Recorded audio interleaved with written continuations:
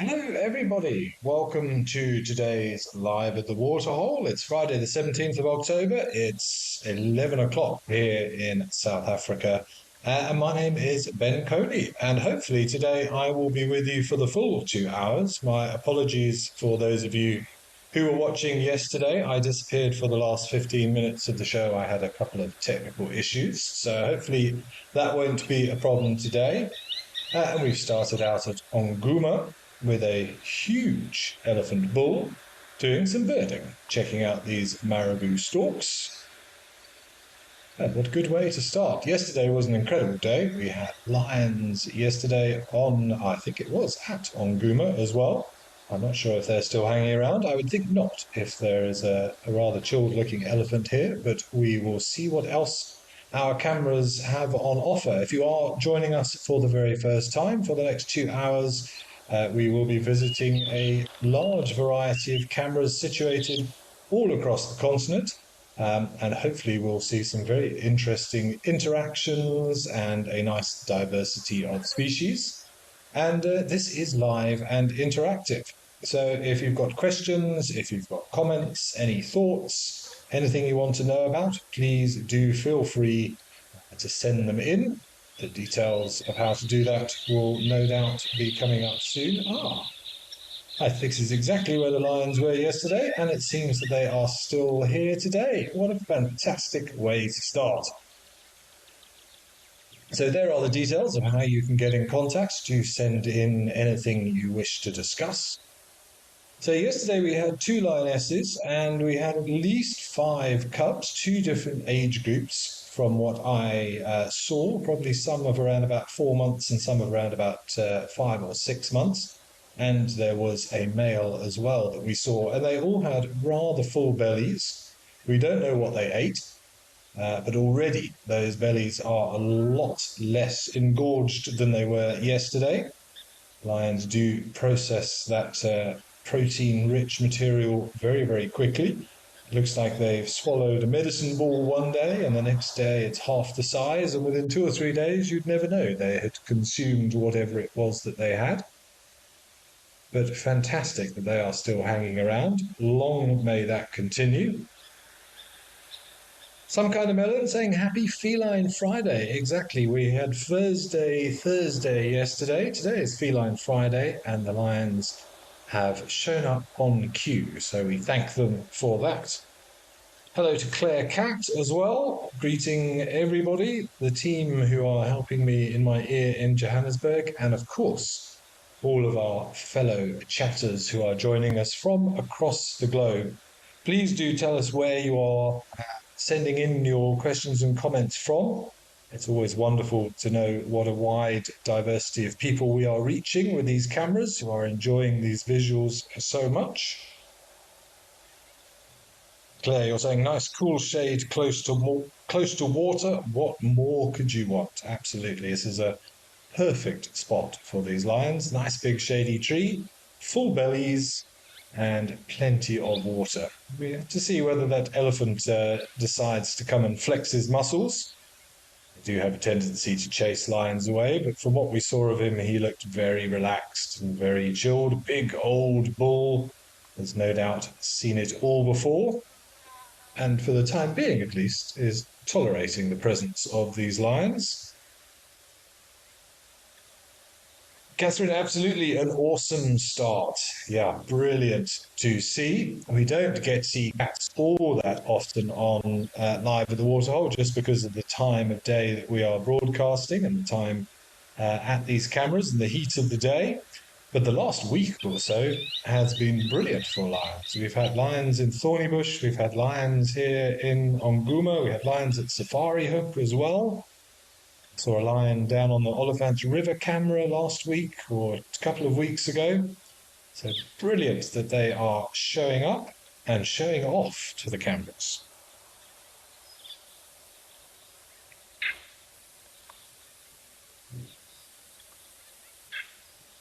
Hi, Ansi from Hortenbos. You're asking why do elephants fling their trunks over their tusks? We don't know for sure, Ansi, but generally we think it is just a way to take some of the weight off that trunk. It's very, very heavy. Remember, that trunk is almost pure muscle. There's cartilage and muscle. There's no bone structure in there. That is what enables it to be so incredibly flexible and useful. It's concentric rings of muscle fibers, potentially tens of thousands. You'll hear all sorts of different figures thrown around as to how many individual muscles are actually in an elephant's trunk, anything from about 40,000 up to 100,000 plus. But muscle weighs quite a lot. It is solid, and you imagine carrying that around on the front of your face all day. Sometimes, when you're having a lethargic moment, it's nice to just drape it over something. It also shows a nice relaxed elephant as well, so there is some body language that we can discern from that, but generally it's just a way to take the weight off.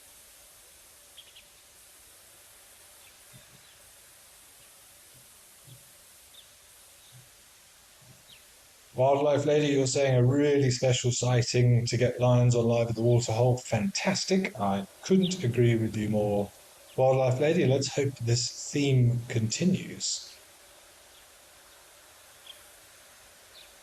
Ross, you want to know why do I think the lions haven't moved? Well, I mean, as we've said, they've got everything that they need. Namibia is quite an open and desolate area, so everything they need is right here. They've got full bellies, they've got water, they've got shade.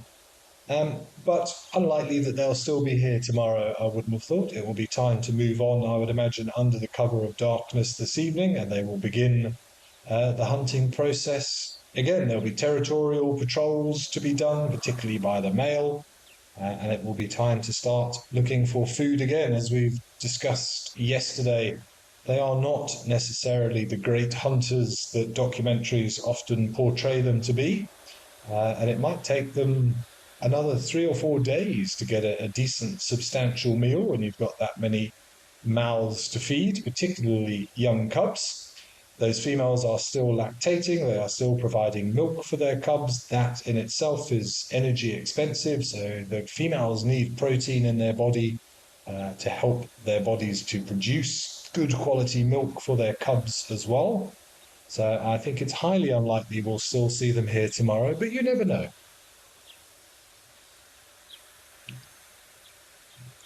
We always say animals do not always read the textbooks, they don't always do what we think, and that is the absolute beauty of it. How we learn, we observe, and we adapt our understanding of these animals' behaviors based on a multitude of evidence that we get just by watching. Understanding wildlife is an awful lot of it is about patience and just seeing what unfolds and trying to tell a story about what we are seeing.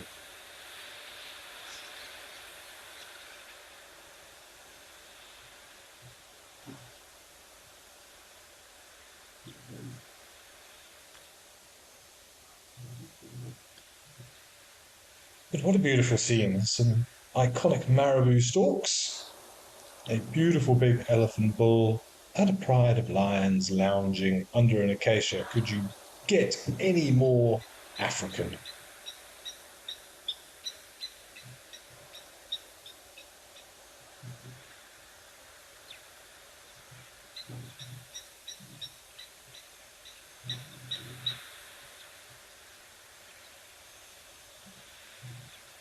Alrighty, I have no doubt we will be back regularly to check up on what these lions are doing at Onguma, but we are going to start visiting some of our other cameras now and see what else is happening around the continent.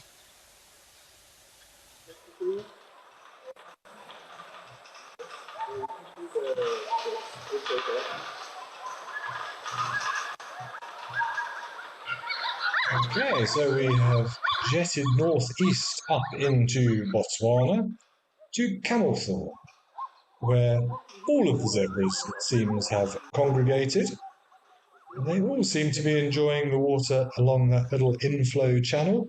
Fresher water hasn't been disturbed by all the hippo activity that we have in this area. And no doubt some nice nutrients and minerals that have been dissolved into that water, which is always good for a growing zebra.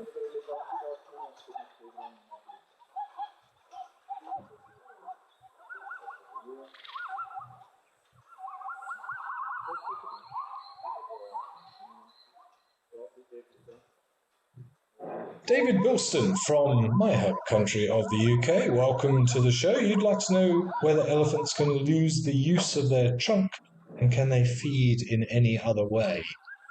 I have never seen nor heard of an elephant that has had a paralyzed trunk, as it were, that just had lost the use of it. But on the basis that it is controlled by muscles and therefore there are connections between the trunk and the brain, I see no reason why, in principle, that a certain type of trauma couldn't render the trunk paralyzed and unusable.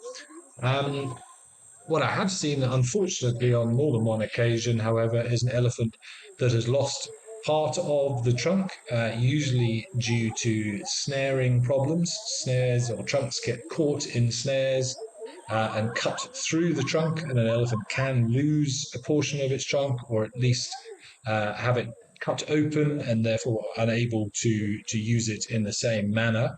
But elephants are incredibly resourceful. I do remember seeing one that had maybe only a third of its trunk left, if that.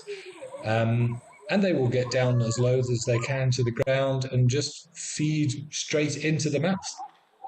This one in particular, we noticed, had a habit of feeding close to termite mounds where the grass was more at head height, and it would basically graze the grass just as a zebra would.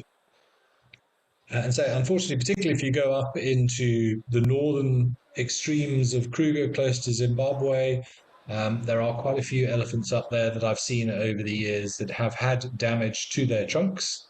But they all seem to be doing all right. They make a plan. Elephants are incredibly resourceful. They're very intelligent, and they will find a way to make it work.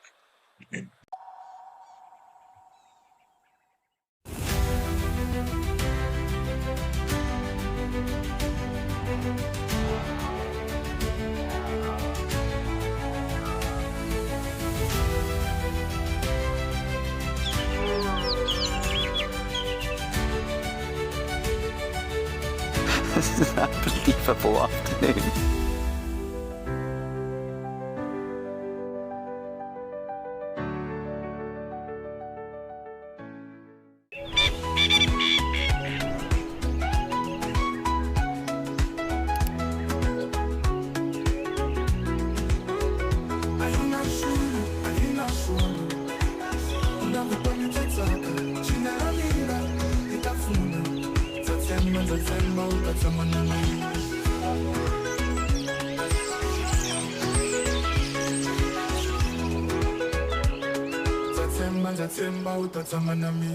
My full name is Mtusi Tikani.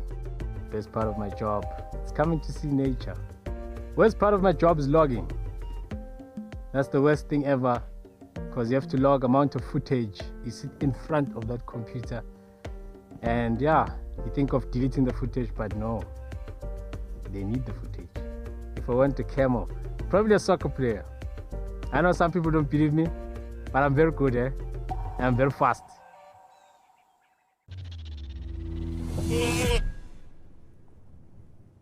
This is unbelievable. Oh, she didn't catch it. Come on, Tommy. Watch this, we're about to see a kill.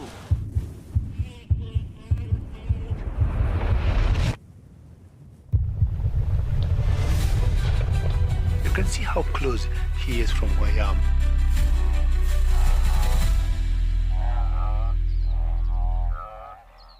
If you love watching Wild Earth, here's a little tip. Become a member.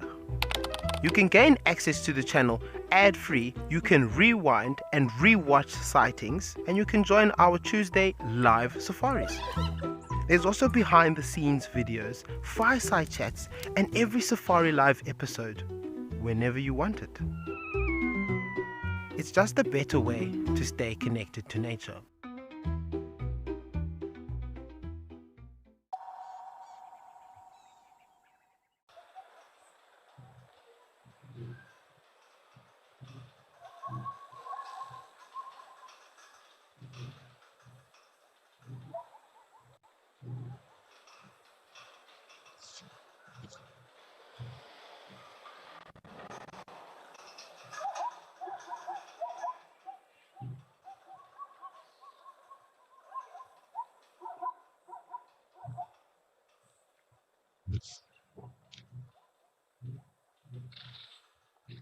Great to see. Oh, look, I've just noticed there, and it's just been pointed out to me that I didn't notice that the reason that they are all there is a zebra carcass next to the water. I just saw the stripes there. Thank you, Chulu, in my ear for pointing that out. There is indeed a zebra. Just shows we need to look carefully. Apologies that I missed that. So that is why there are so many vultures here. They are feeding on what's left of a zebra next to the water. Now, we don't know what happened to that zebra. The fact that it's right next to the water and there's no other predators present suggests that it was a natural demise. But nature's cleanup crew is doing its job. And that may explain why the zebras are avoiding that area as well.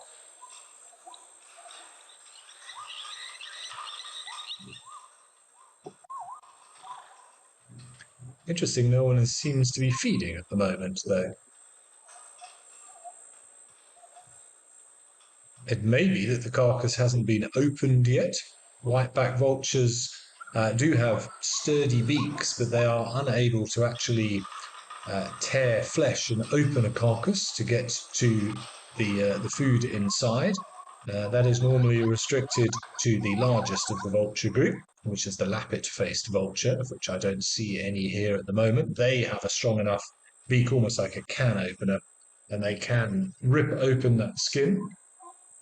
So if there's no hyena or lion or anything here to facilitate that for the vultures, they may just be waiting for their opportunity. It's rather macabre, but they've probably already taken the eyes. Obviously, around the anus is another point of entry for them, possibly into the soft underbelly. But the fact none of them are feeding leads me to think that this zebra has just expired and they are waiting for the opportunity.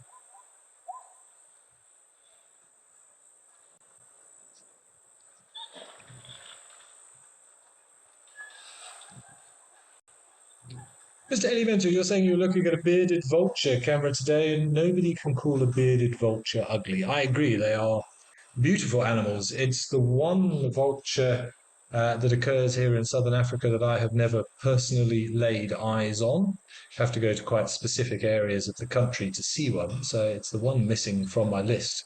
But they are beautiful birds. With very interesting feeding habits of dropping bones onto rocks to access the marrow from inside. Yeah, see there's...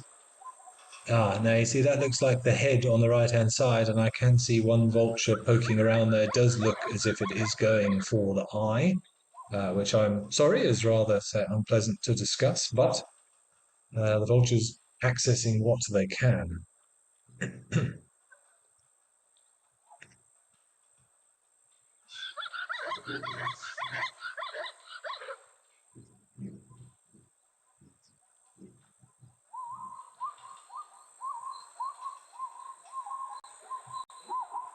Wildlife Lady, you're saying excellent to see so many vultures. Yep, we've said time and time again that we know the plight faced by vultures at the moment. They are very much endangered, all species, due to a variety of reasons: habitat loss, human interference, poisonings, traditional medicine trade, all sorts of unpleasant things afflicting the vulture population. So it is always great to see so many congregating together.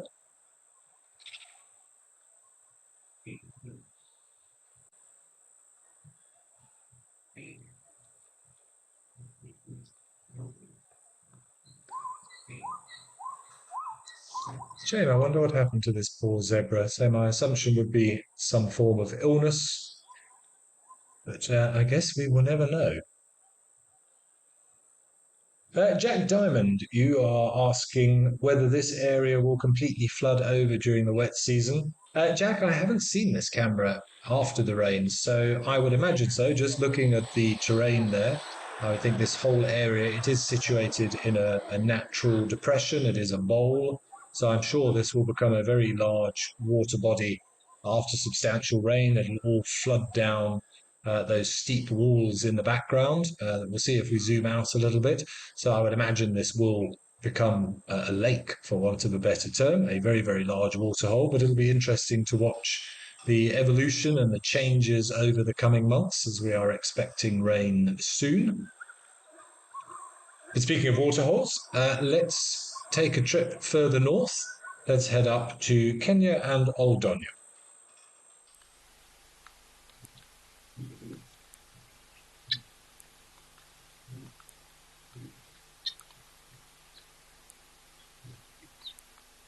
Ah, beautiful. Some gemsbok or some oryx and some eland. And some helmeted guinea fowl as well.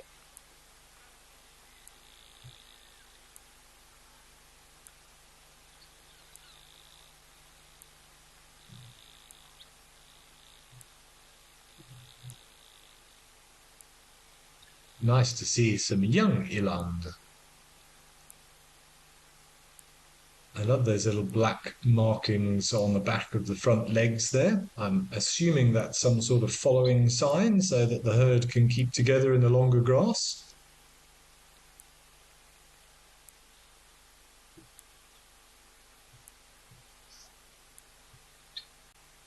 Catherine, you're saying bearded vultures are your favourites and that you visit a rewilding project in the Alps. That's very cool.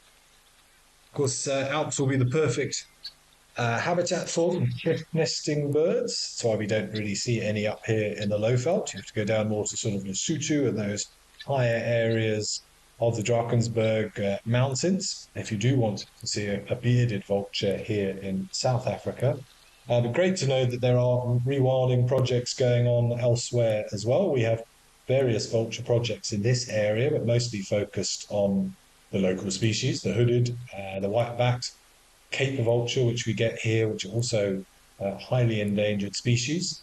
And then we have the lappet and the white-headed as well. And Jive Bunny, you're saying you're also following the bearded vulture chick nest. Did you say it was left overnight alone for the first time last night? A big step in its development, I'm sure.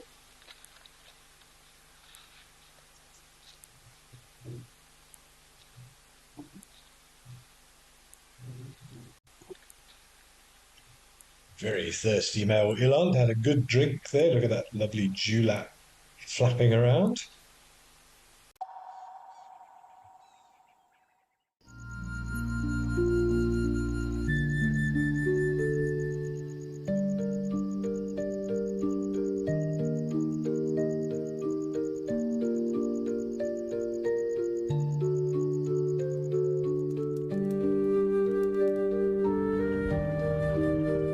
This unfolds in front of you.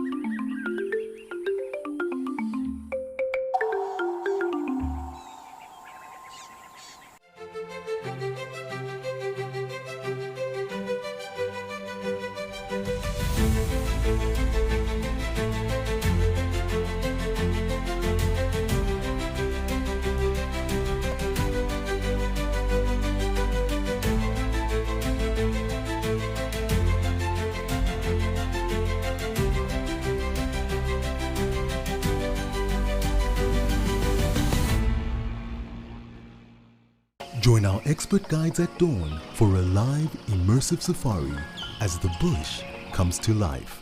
Found ourselves a chameleon, and look how he's changed color. Every sunrise brings new discoveries. Pound for pound, a leopard is one of the strongest cats around. Ask questions, share your thoughts, and connect with nature live and in real time. Great excitement, great happiness.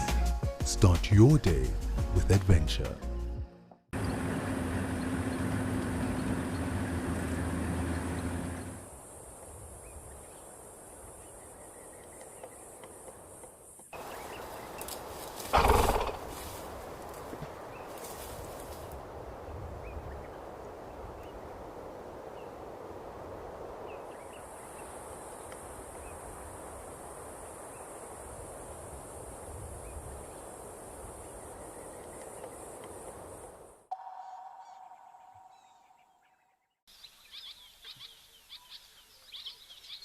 just having a little bit of a rest. Elephants do lie down to sleep, just not very often. Maybe once every few days, and they will actually have proper deep sleep. I have once seen an entire herd of elephants lying down sleeping. I thought I'd stumbled across some sort of horrific poaching incident, but turns out they were just all having a doss, as we say, out in the bush, just lying flat. You see the calves lying down a little bit more regularly. They do need to rest more, particularly if the herd is traversing longer distances. They do get tired. And not uncommon to see them lying on a little bit of a gradient like this. It just makes hauling that great frame back up to a vertical base more easy.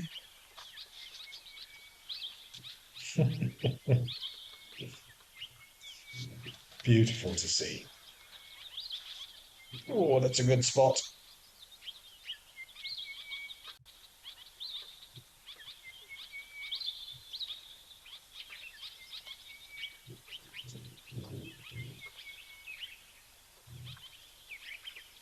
See, Brian from Hilton, you asked a little bit earlier why do elephants, or why do some elephants have big tusks and others not?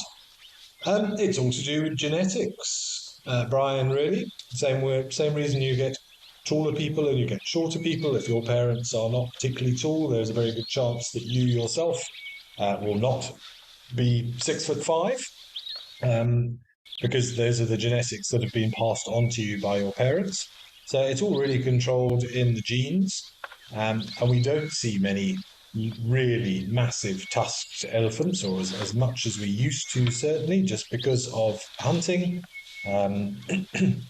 Those elephants who had the big tusks were targeted by hunters for trophies, for their ivory, for the ivory trade, and sadly, those genetics have been removed from the gene pool and are just not being passed on with the frequency that they used to be done. Or sometimes elephants break tusks as well.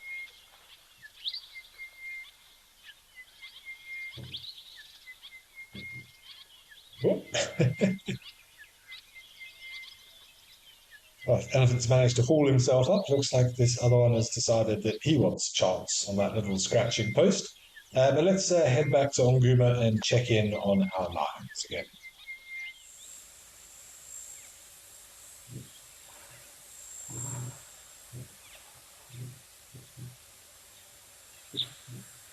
Ah, the big male has shown up. Hello, boy. You've still got a nice big fat belly.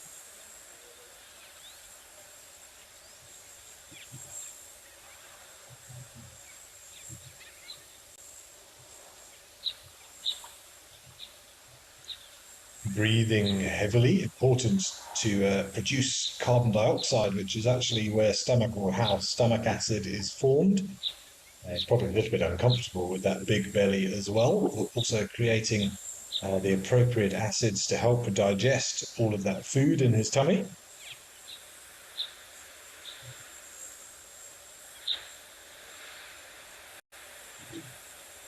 And rather light-maned as well, in contrast to the Kalahari lions, which are known for their black manes. He has a very blonde mane, this boy.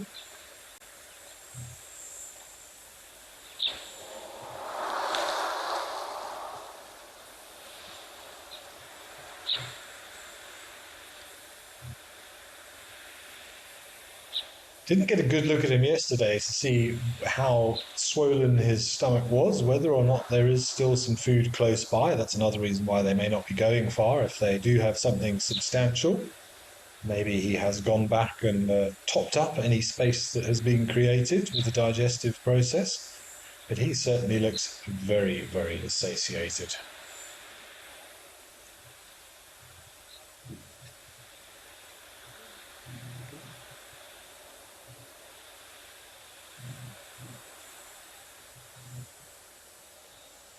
Yako, I believe you are 10, if I understand correctly. Thank you for joining us, Yako. Always wonderful to have some of our younger viewers interested in wildlife.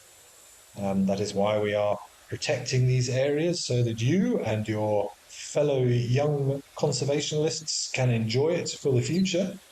You're asking, do all animals make noise when they walk? As a general rule, Yaku, keep wanting to say elephants for some reason. Animals, when they walk, are relatively quiet. They don't want to draw attention to themselves. The one that I would say is maybe an exception to the rule is the eland that we just saw up at Old Donyo. They are well known, particularly the big males, as having this sort of clicking sound when they walk, which I have heard myself. And there's still some arguments as to why it happens or what the purpose of it is. It's thought that it's a ligament or a tendon just sort of clicking over the joints, but it may be a way to introduce oneself, and the bigger, the heavier the male, the more pronounced the clicking because of the weight on those hooves.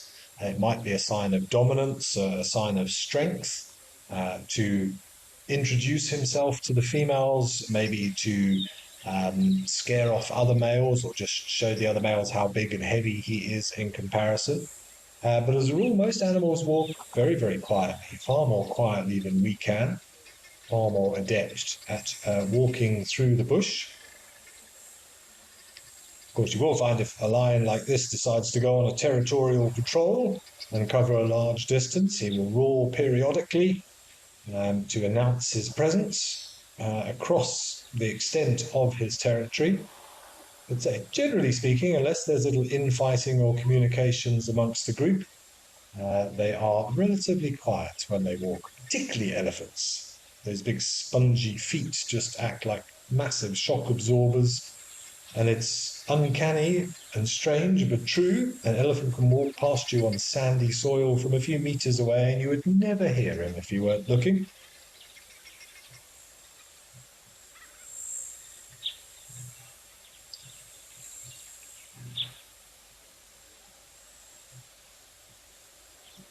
Of course, there will be communication going on between those animals that our primitive ears are not privy to. Elephants, we know, communicate in infrasound. We assume that many, many other animals also communicate through body language, but also through vocalizations that we just can't pick up with our ear.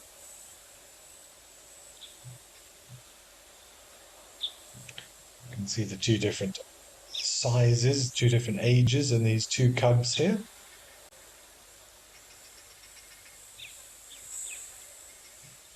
Well, time to give mum a little bit of grooming. Important for strengthening the bonds. She won't be the mother to both of these cubs with those different ages. There's two females here, so evidently there is a little bit of an age gap between the two litters that those females had. I assume that that male is the father, otherwise he would be removing them from the equation to allow himself to pass on his own genetics and not waste time trying to raise somebody else's.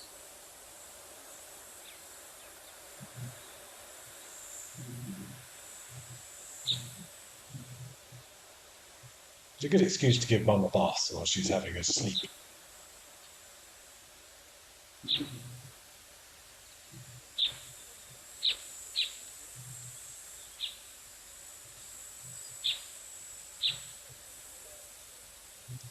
Lovely to see some tender moments between animals often portrayed as these vicious hunters.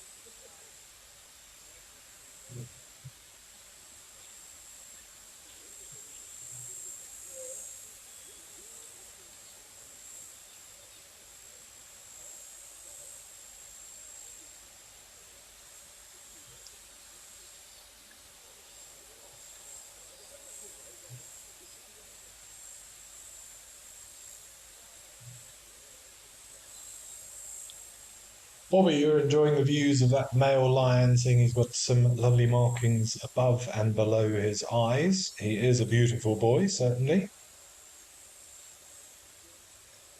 All right, let's head back over to Tembe and see what those elephants are up to.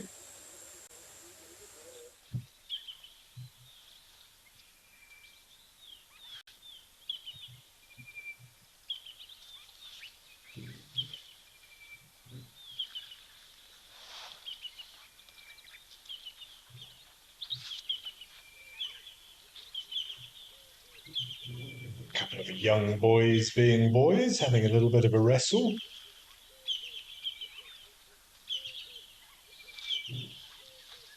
I sense the one on the left is accommodating or tolerating the one on the right, letting him push him backwards. But all important for this young one to learn the skills required in later life.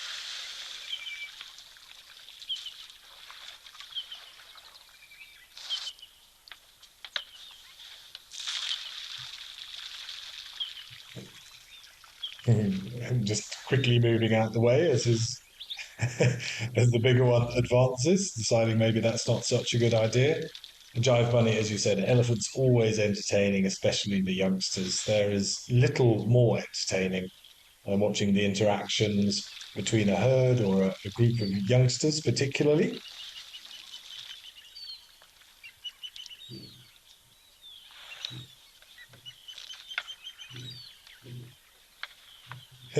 The other one's hiding behind the tree now.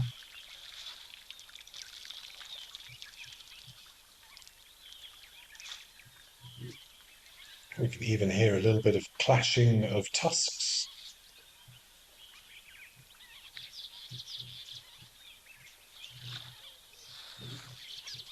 Moiti, you asked a little bit earlier, why don't elephants feed on magic guarri trees? So for those of you that don't know, magic guarris are a sort of a tree, a bush-like tree. They generally don't grow very large, often associated with quite salty areas, sodic sites and the like. And they don't lose their leaves throughout the winter months because they have this incredibly thick, waxy coating on the leaf that helps to limit water loss and of the water within the leaf. That's why they don't have to shed those leaves. And because of that, they are rather distasteful. They have a lot of tannins in there as well. Because they don't lose their leaves, they are in jeopardy of being fed upon or being browsed upon, particularly in the winter months.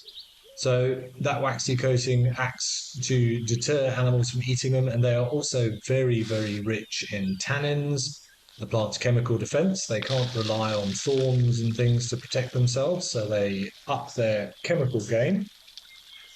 And tannin is, well, it can be poisonous in large amounts, so animals tend to avoid it where they can. And if you've ever tried to chew on a magic guarri leaf, it is not a very enjoyable experience. Dries out the mouth very quickly. It's very, very bitter. So it's just not palatable. They occasionally might take little bits here and there, but it certainly doesn't form a large part of any of our browsing animals' diet.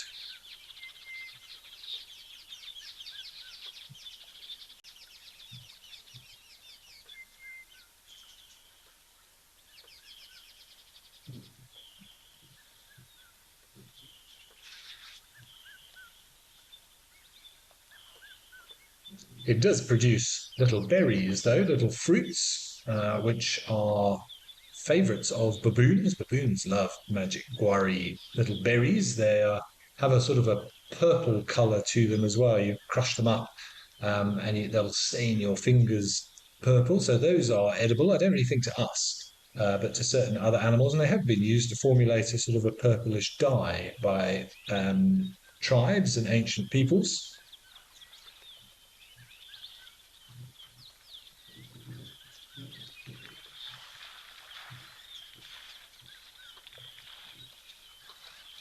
Amazing how an elephant can hide behind a little tree.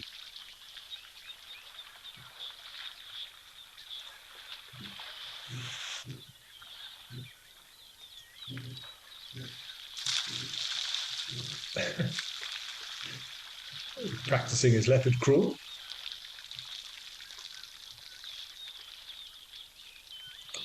Wendy, you're asking why the elephants love it here? Maybe because it's called Tembe Elephant Park. Maybe word has spread. But I would imagine, Wendy, that because there is a plentiful supply of, I'm guessing, pumped clean water, always plenty of food to be had in and around water. I don't know the specific topography of this area of Tembe Elephant Park. It's possible that this is the only decent sized waterhole in the vicinity, and therefore the elephants don't have to travel too far away from it, stay close to where they have everything they need: food, water, mud for mud bathing, dust for dust bathing. A little bit like those lions. They've got everything they want right here.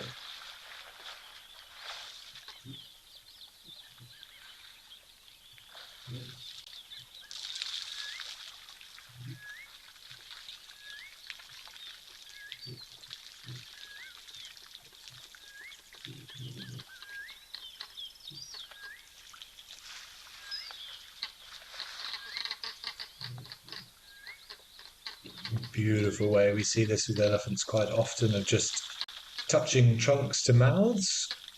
Oh, that's panicked in impalas. And I don't know if it's just me, but that trunk on the youngster on the left looks short. We're having a discussion about what can happen to elephants' trunks. Looks as if that one may have lost some of the tip of its trunk.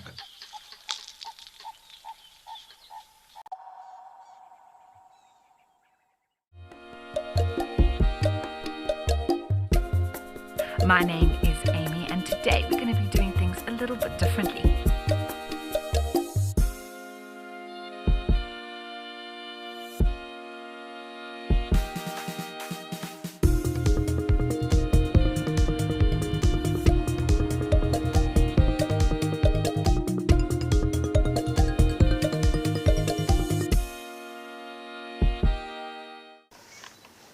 Even a hyena coming into the action as well now.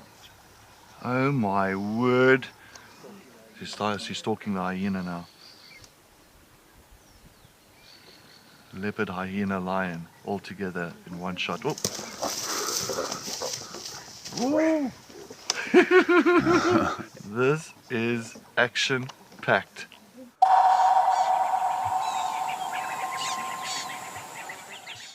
My full name is Maxine Gaines. Most people that know me really well call me Max.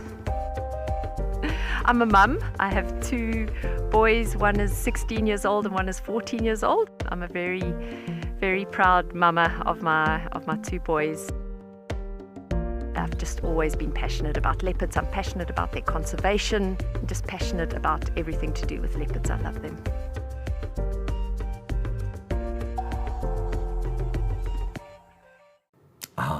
The bush, full of beauty, wonder, and absolute chaos. And now, all that madness has its own show. It's called a Wild Bush Week. The countdown of the most outrageous, heart-stopping, and sometimes downright ridiculous wildlife moments of the week. Lions throwing their weight around. Hyenas gate-crashing the buffet. Leopards doing, well, leopardy things. Each week, it's a fresh reel of safari gold, a mix of drama, She's just got an impala, everybody. danger, and a healthy dose of laughter.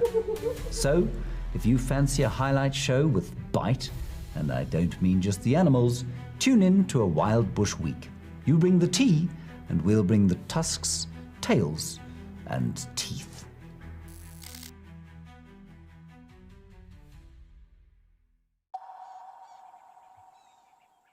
Process it. So if there is a stomach problem, that can be very difficult for the zebra. But I see at least 3 crocs there now. And the vultures wisely just biding their time.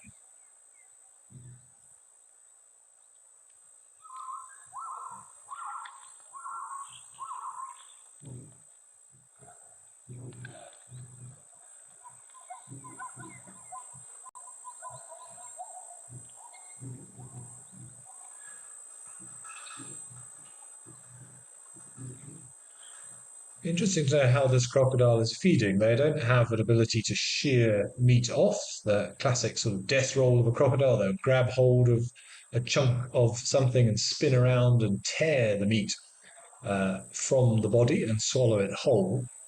Obviously, they haven't got the ability to do that in this situation, so I would expect to maybe see the crocodile himself rotating, but maybe there is enough softer stuff in there that the croc has gained access to. Rob Mack, you're saying it looks like a crime scene. Yeah, it's a whodunit situation.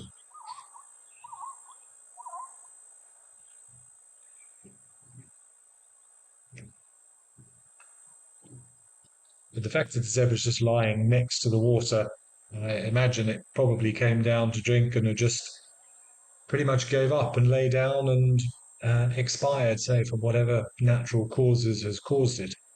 Of course, there's other options. Snake bites occasionally do affect animals, but more likely some form of infection or disease.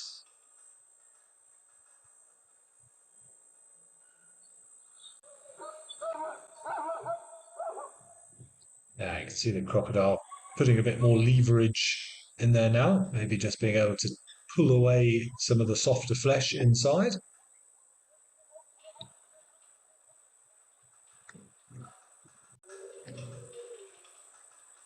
And they do lose teeth in the process of doing that, constantly replacing teeth throughout their life. It's many, potentially thousands of teeth that a crocodile can manufacture, for want of a better word, during the course of its life.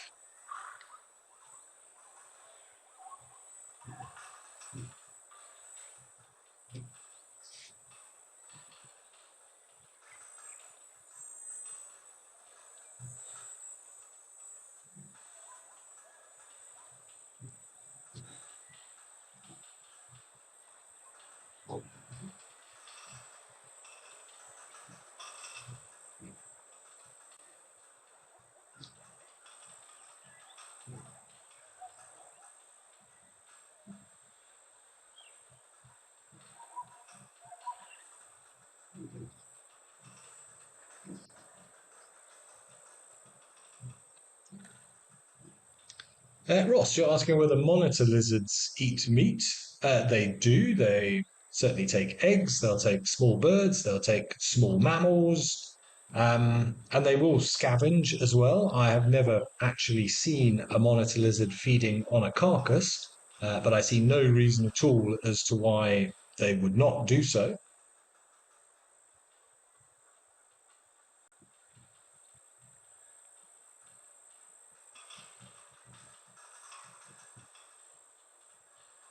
I'm sure they will scavenge on a carcass, but perhaps it's a little bit scary for a monitor lizard to come in. There's normally hyenas or lions, crocodiles, multiple vultures.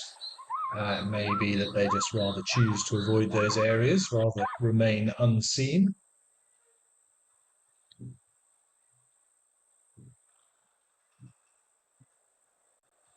But you do get all sorts of weird things occasionally feeding on carcasses. We've seen warthogs and bush pigs feeding on old carcasses. There are reports of hippos as well, nibbling at carcasses.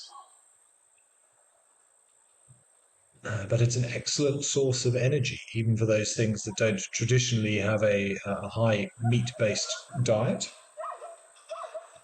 We see that in birds quite regularly, that a lot of seed-eating birds, when they're adults, will feed their chicks on insects because there's just more nutrition, better opportunity of development for those young birds to get strong quickly.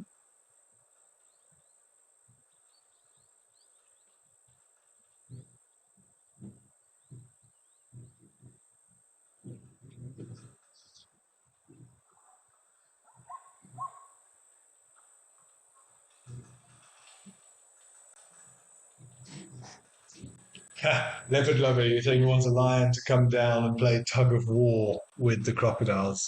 Yeah, absolutely. That would be a pretty amazing sight. Of course, makes me think of the classic video, the well-known Battle of Kruger. If any of you haven't seen it, it's well worth a watch. It's amazing footage of lions taking out a young buffalo close to the water, and then the lions are trying to subdue the buffalo, and then a crocodile grabs the buff, and the two do have this tug of war. And whilst all this is going on, the rest of the buffalo manage to find the time to regroup, and then they then return and they rescue the calf. And amazingly, despite having a lion on one end of it and a crocodile on the other, they manage to chase away the predators, and the youngster is able to get back on its feet and move off with the rest of the herd.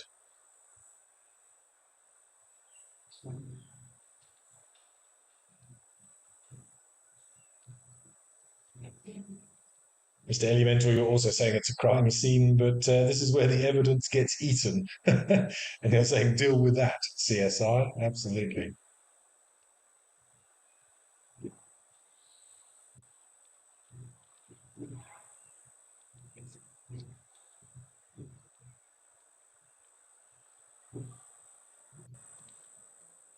Real Shamwari also happy to see the vultures.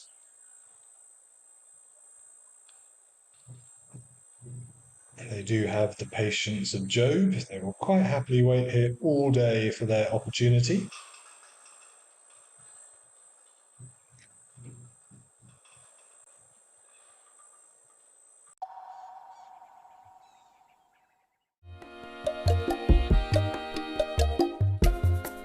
My name is Amy, and today we're going to be doing things a little bit differently.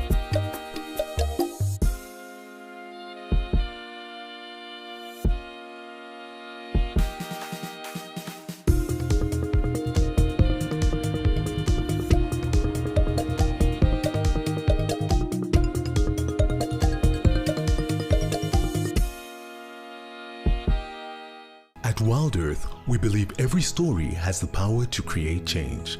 That's why we've launched the Wild Earth Impact Foundation, a non-profit dedicated to conservation and social impact. By showcasing conservation stories, we can change lives, protect nature, and empower communities. We have partnered with Empowers Africa to accept tax-deductible donations from US donors. Your donation will help fund critical programs that support our mission. Join us and be part of the change.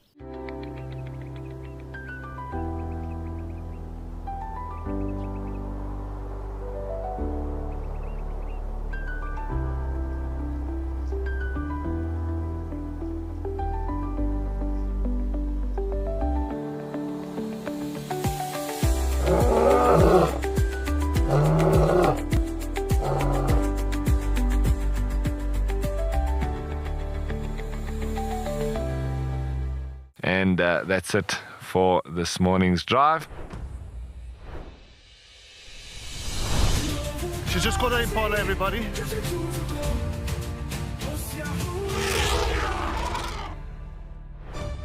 And we're going to be heading out and seeing what animals we can find.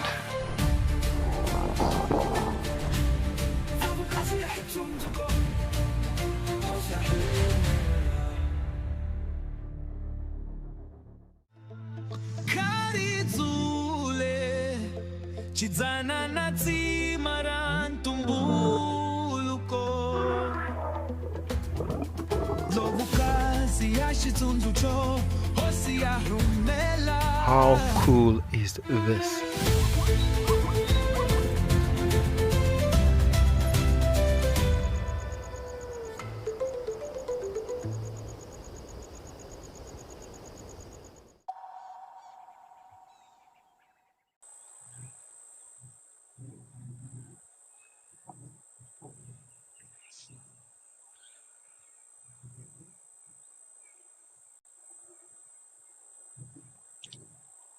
All right, so we are going to leave this crime scene for a time. Let's head back up to Old Onya in Kenya.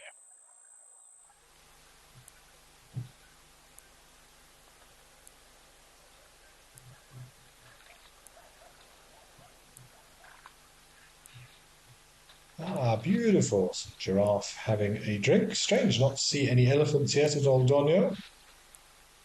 But plenty of opportunity for the other animals to come in. Warthogs, zebras, eland, gemsbok, giraffes. Let's so important in these areas.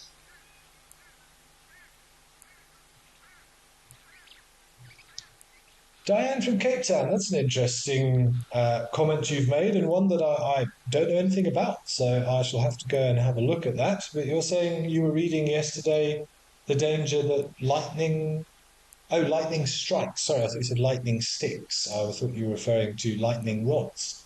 The danger that lightning strikes due to animals. It does happen. Giraffe have been struck by lightning, certainly. It doesn't happen often. But it does happen. Trees, of course, can be decimated by lightning. I did read something a little while ago, I can't remember the numbers, of how many trees per year are killed by lightning strikes, not just by direct strikes, but just by the force of the strike and the peripheral area that the strike connects to. But it's something we'll be looking out for more over the coming months. We did have some thunder and lightning last night. We had a storm here in Hoedspruit. We had hail, very, very strong winds. There was some localized flooding in the town. There's no power in Hoedspruit at the moment due to, I assume, power lines failing because of the wind and the rain. There was a tree down somewhere because we had strong winds. Lightning is one of those things that has shaped the world we live in for billions of years, cause of naturally occurring fires, which is so important for regenerating particular areas.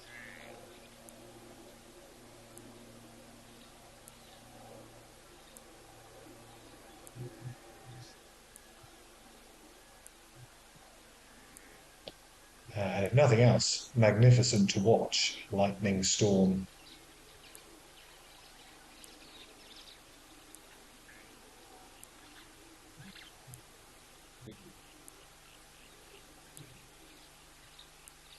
Humbling to be in the face of Mother Nature's power when you do witness one, particularly in the Highveld area of South Africa, prone to massive lightning storms.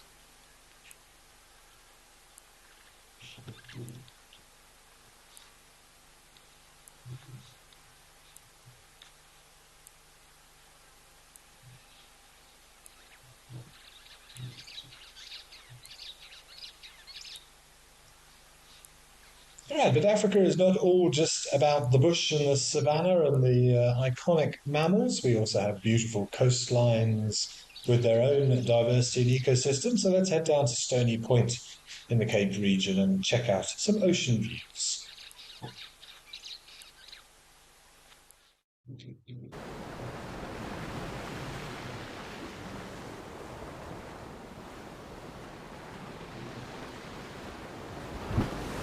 Our little African penguin enjoying a little bit of sun. And hello to Sheena, joining us from Rome in Italy. Welcome, Sheena.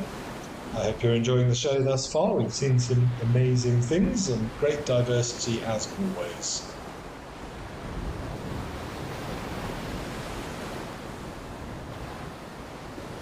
I'm sorry I've made you homesick, the real Shamwari. I'm not sure where you are and where you should be or where you've come from, but I'm sorry if I've made you homesick. Hopefully you'll have a chance to return soon.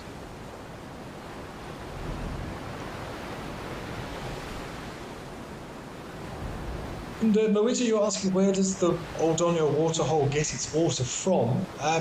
I don't know the specific mechanics of it, Moiti, but there is an inflow pipe, I would imagine, being supplied from a borehole somewhere in the vicinity, but I don't know too much about the specifics of how it all works up there, I'm afraid, but I have no doubt that it comes from a borehole pump somewhere.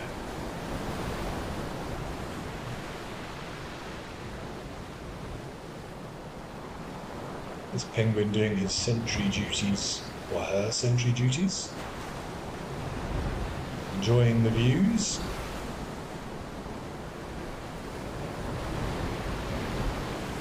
Rob Mack, you're saying you also had a big thunderstorm where you are in Victoria, Australia last night, and also lost power temporarily.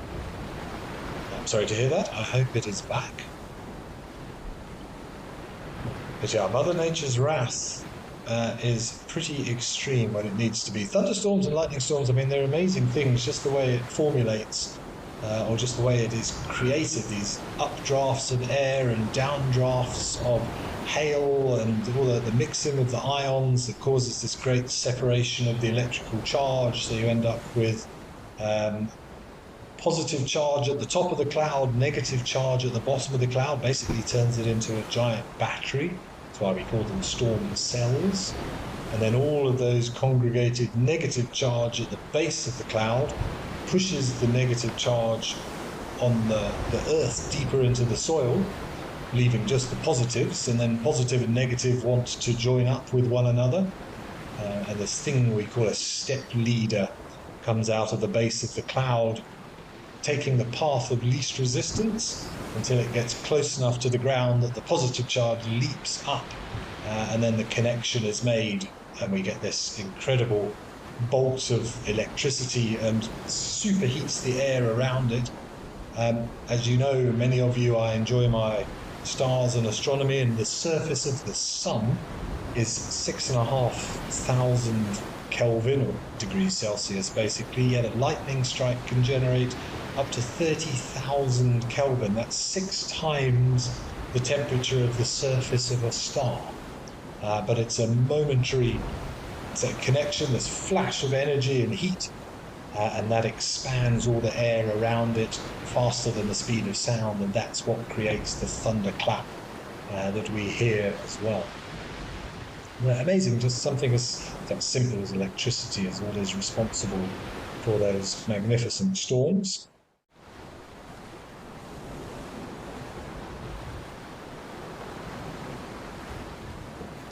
I always wonder with animals that have sensitive hearing how disruptive thunderstorms are. Something like an elephant. I've been stuck in a thunderstorm with elephants before, and they do get a little bit tetchy, but it must be deafening to them.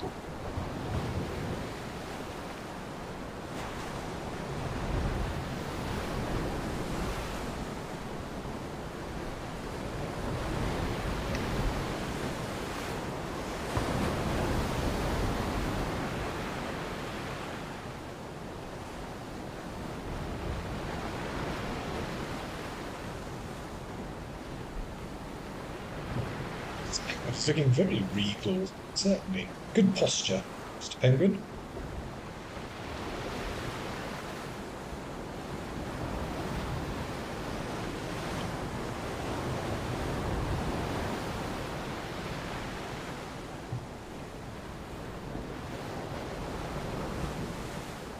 I haven't personally visited the Cape region for a very long time. I have been to the very famous Boulders Beach and seen the colony of African penguins down there, but it probably is about time I took a little trip down there again. They are very entertaining to watch.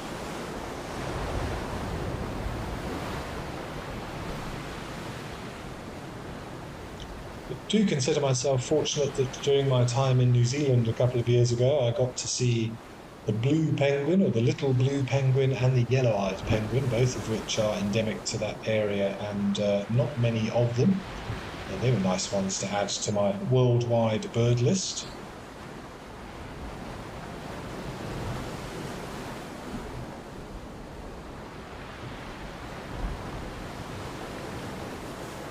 Real Shamwari, you're from the Palabora area, which is about 70-80 kilometres north of Hoedspruit. You were back here and in the Hoedspruit region in July.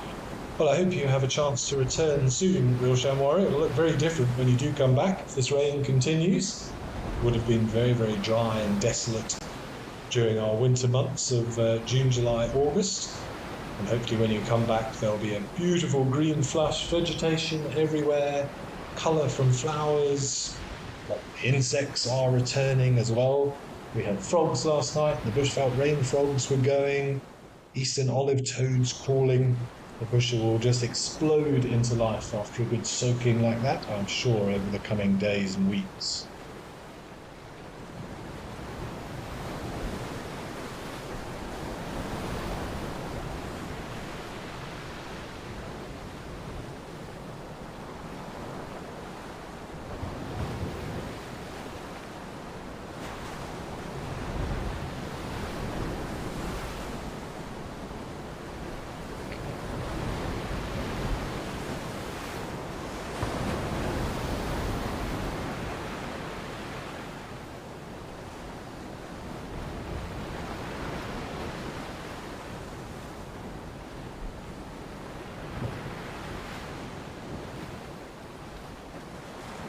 Nice to see this penguin doing some essential maintenance, getting rid of any loose feathers, ensuring that nice oily coating.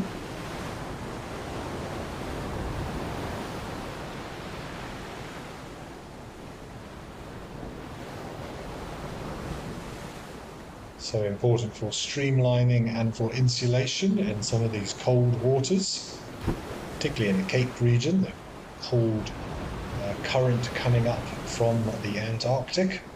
Big difference between the west and the east coast here, the Indian Ocean on the east and the Atlantic Ocean on the left. Massive variance in temperatures. Right, but nice to catch up with the penguin. Let's head back up to the hide in Hwangi, Zimbabwe.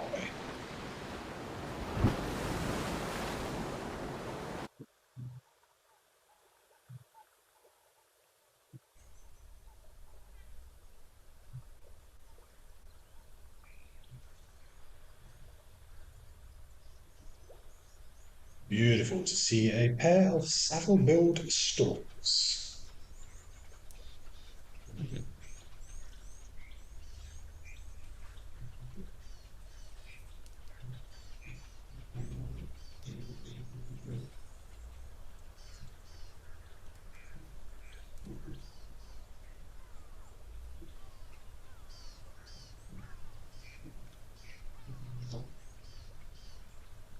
This, I think, is the male that we're looking at, trying to look for the colour of the eye.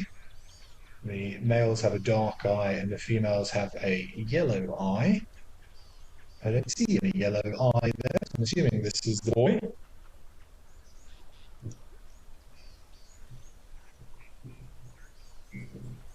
Oh, and saddle-billed stork yawn. Right, let's head back over to Camelthorpe and see what's happening at our crime scene.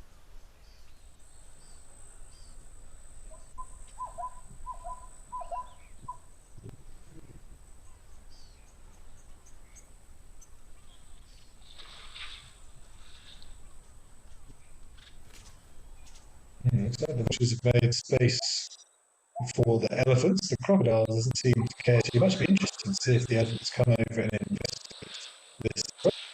They seem to have some sort of appreciation of death when they reflect.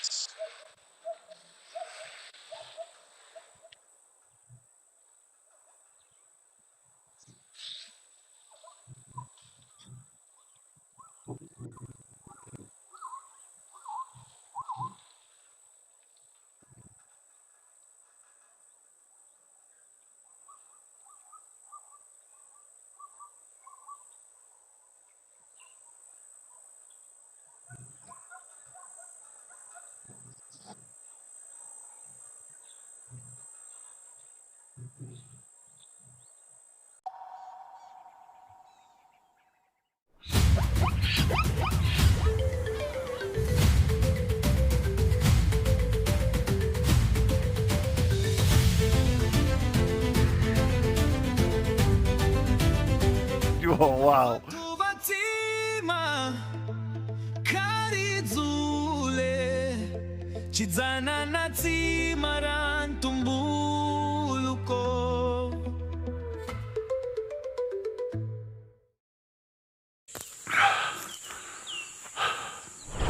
What does it take to handle the wild?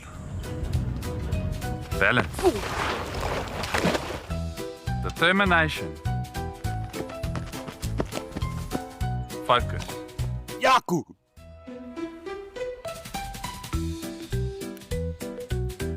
And gear that can take a beating so you don't have to.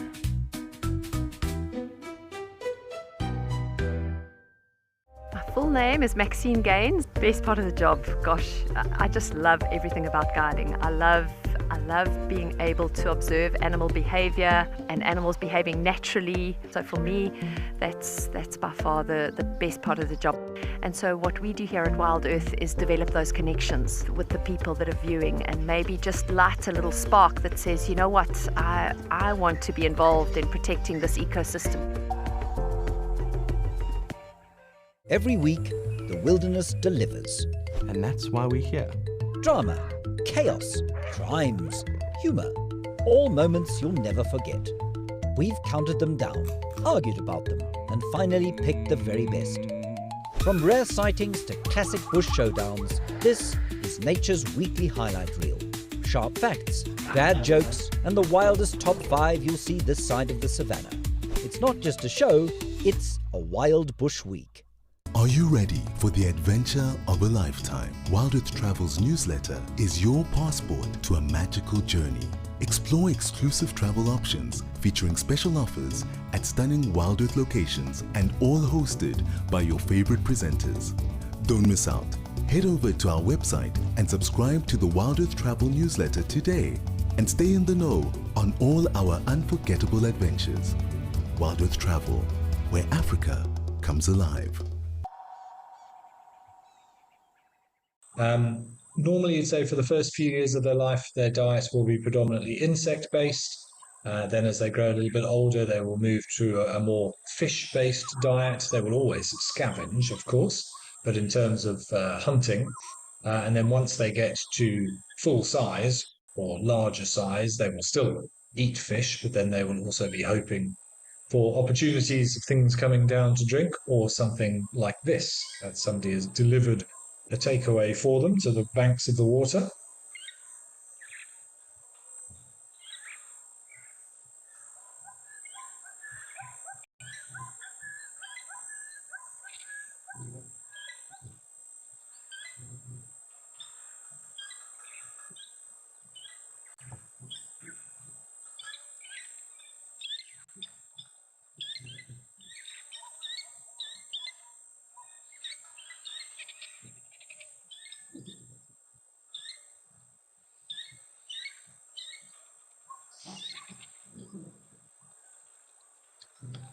It's an interesting question from Mr. Elemental. You were asking whether they could have been ticks on the penguin's chest that we saw a little earlier down at Stony Point.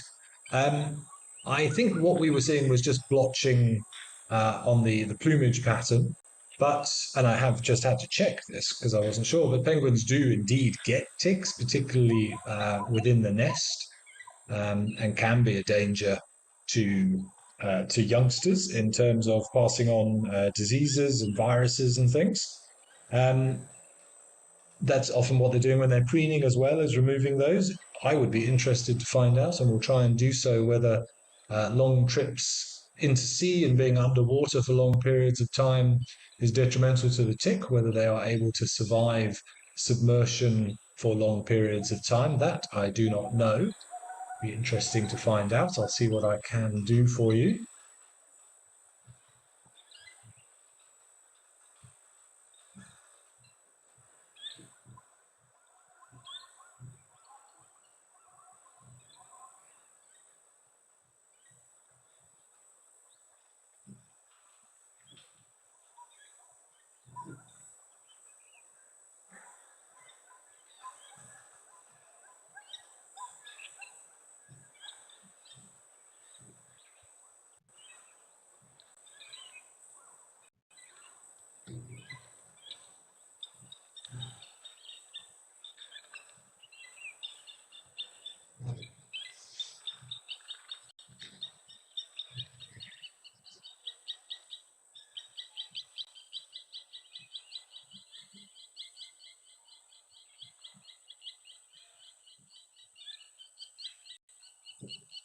Interestingly, none of these elephants have come over to investigate. Of course, it may have happened already and we've just missed it. But it would be fascinating to watch if one did come over and see what all the hubbub is about.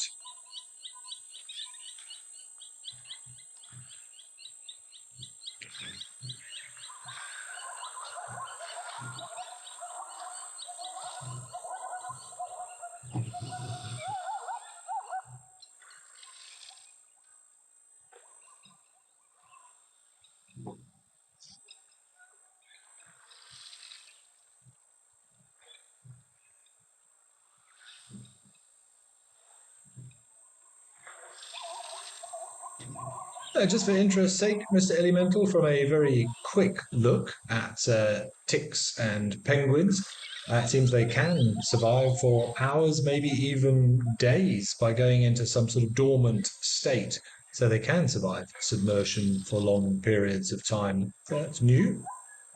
Once again, why we love your questions coming in. Makes us look for answers to questions that we had never even thought about.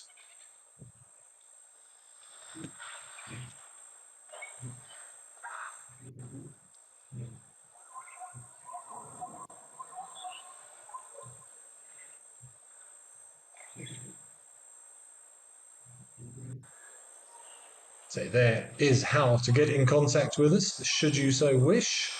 WhatsApp, X, Facebook, Instagram, YouTube, many ways to send in your questions, comments, and theories. Oh, look at this vulture trying his luck. Tentatively approaching.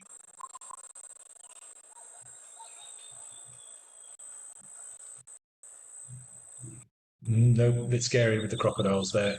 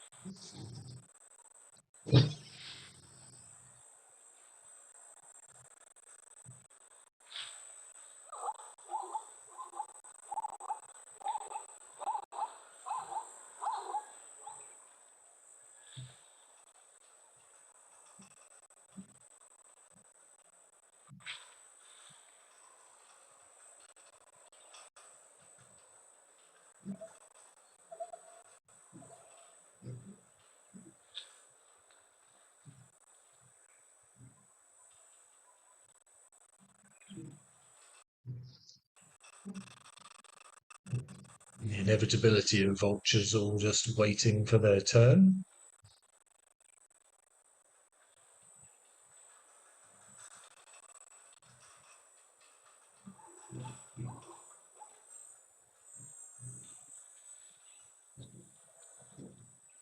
It's very dark, this one in the foreground. Not sure if that's a sort of a partial melanism or if it's just the shadow that's causing those feathers to look a little darker than the rest.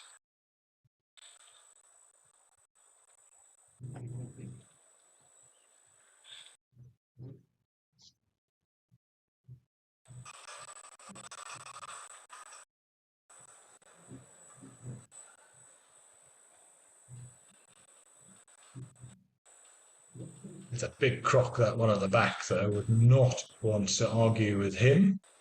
I'm going to say him just on the basis that male crocodiles do get much bigger than females. Females kind of stop growing at around about 2-3 meters of length. Males can grow a lot larger, but without flipping it over. And looking for his hemipenes, hard to know if it's a male or a female when they are younger. Leopard lover, yes, vultures will peck out the eyes. We were talking about it a little bit earlier. If the carcass has not been opened by another predator, they'll have to access the parts that they can reach. And as I said before, as unpleasant as it is, it's often the first things to go is the eyes. There's nutrients to be had there, nice soft material. So it's very normal if you come across a carcass that hasn't been opened. It'll look like something out of a horror movie, but the eyes will normally have been removed by scavenging things that can't otherwise get through the skin into the soft tissue underneath. We did see one of them fiddling around at the face about 45 minutes ago, so possibly also just getting into that eye socket.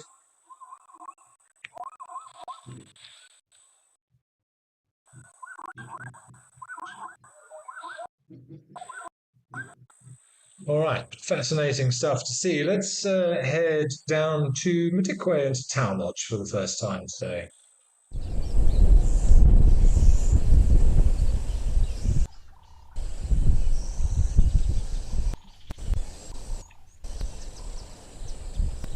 Oh, well, some ostriches. Let's see. We do see them at Tower from time to time. Nice to see a male and a female. You can clearly see the difference between the two sexes. That sexual dimorphism, very obvious in ostriches. The black one closest to us is the male. Females, look at them walking in unison. Looks like a two-headed ostrich. There's the female with her brown feathers. Joanne Miller, we don't know what happened to that zebra, unfortunately, but it doesn't look as if it was predated upon. So either some form of disease or virus that have affected it, maybe a snake bite, we just don't know, but it doesn't look as if it fell foul to a predator.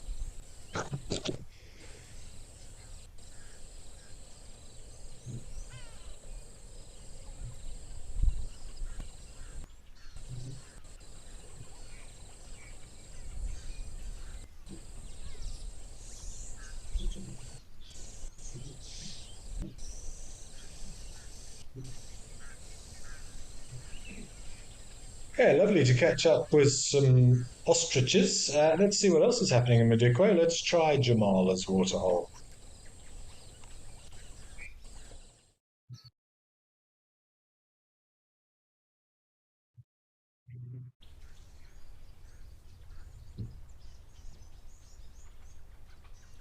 And a lone elephant bull was his run of the whole waterhole by the look of it.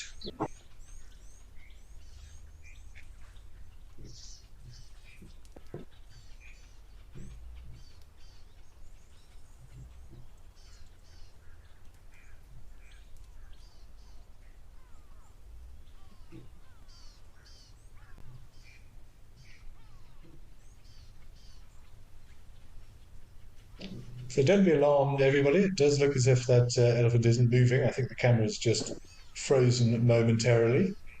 I'm sure we will see movement again in due course. But a good chance to appreciate the beautiful topography of Madikwe and those lovely little ridges and mountain ranges that run through the area. It's a great spot for some nice astrophotography here. I'm not sure if there is a nice dead tree, but always lovely to have a good foreground. Oh, look at the colours change as a cloud goes across the sun momentarily. It'd be lovely to try and get some reflection of the stars in the Milky Way off that glassy surface.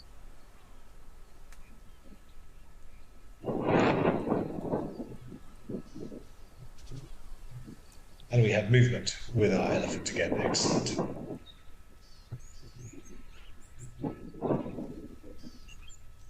And lovely to see this green flush, particularly in the foreground. New growth pushing its way through. Little signs that the harsh, dry winter months are beginning to come to an end, and the bush is responding in kind.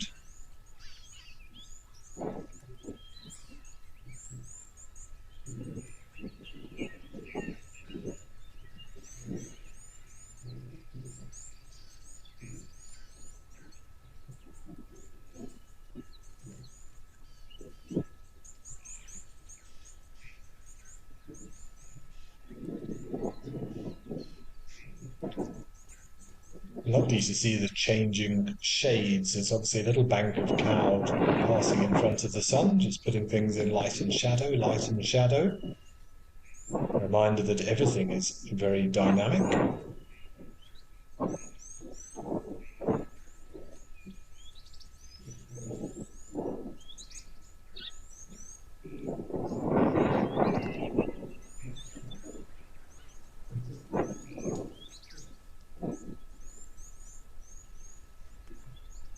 But certainly here in Hoedspruit, after the storm of last night, we've massive temperature dip today. It was very hot and humid yesterday, which is obviously a precursor to the break of the storm last night. We were up into the mid, possibly even slightly higher than mid-30s yesterday. Today, the forecast is only for 18. That's about half the temperature of yesterday. But hopefully it brings with plenty more rain. And as I said, I'd like rain during the middle of the day and then nice clear skies. But it does look as if the clouds are here to stay for a little while.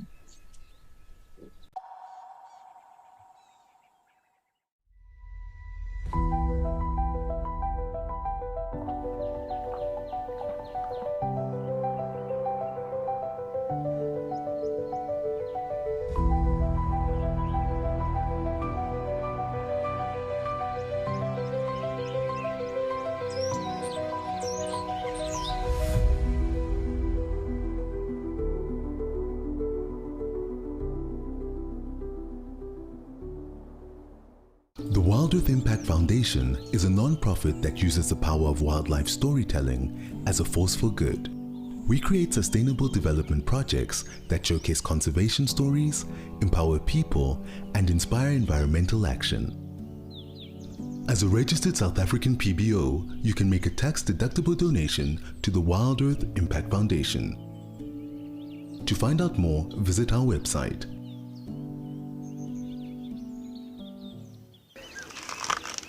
Would you like to know what an elephant's favorite food is? You could ask me questions like that in real time.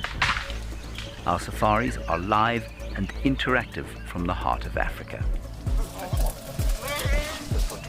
Over here. Watch Safari Live and connect with nature.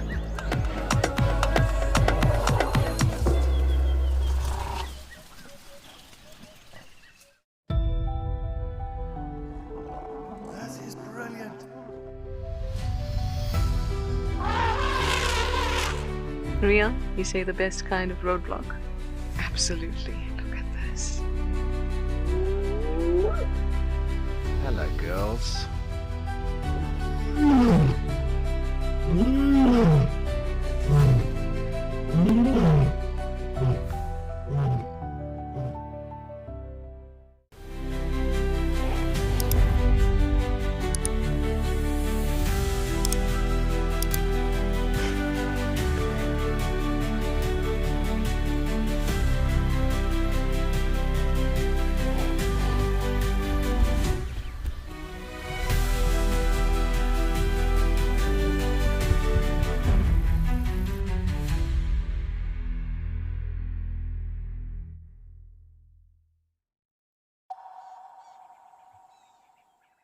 Myself very, very fortunate.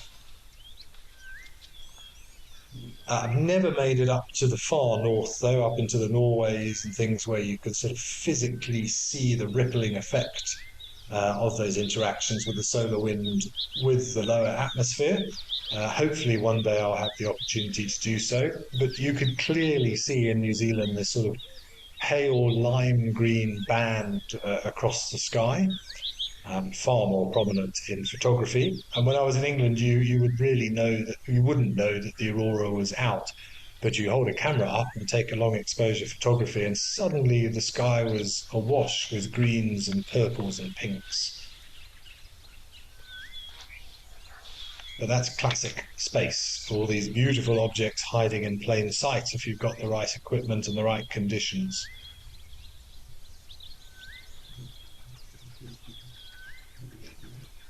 But back to Tembi, Kenboy wants to know if it's an artificial pan or it's natural. As far as I know, this is an artificial pan. I've never seen it without plenty of water in, so I'm assuming that it is pumped and kept relatively full for the benefit of the animals. But I don't know the specific mechanisms of it, unfortunately.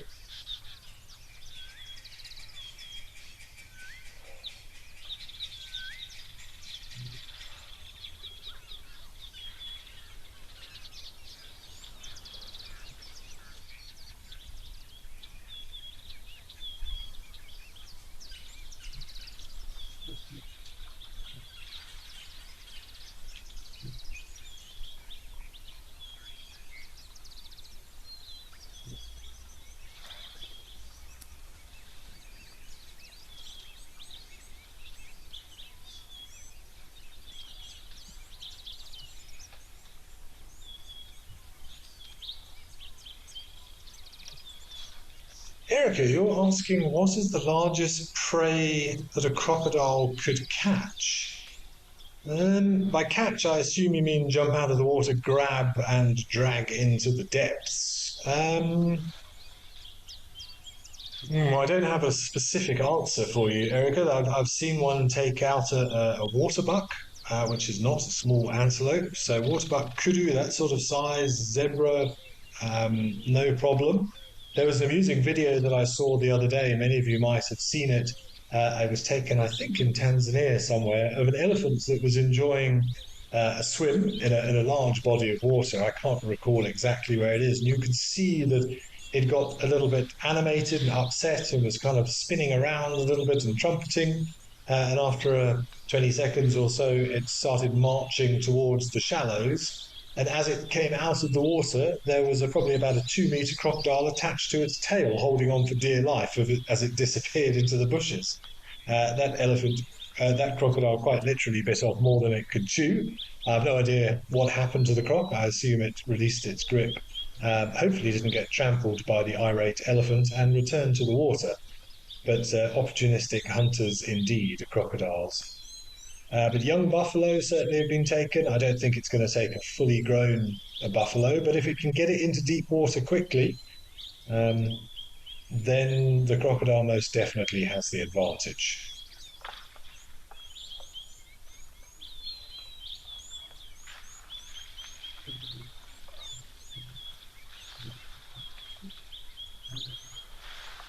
But back to our aurora. Rob Mack, you've said you haven't seen the Northern Lights, but have seen some beautiful auroras in Australia, and you sometimes see some visible to the naked eye off the coast of Victoria.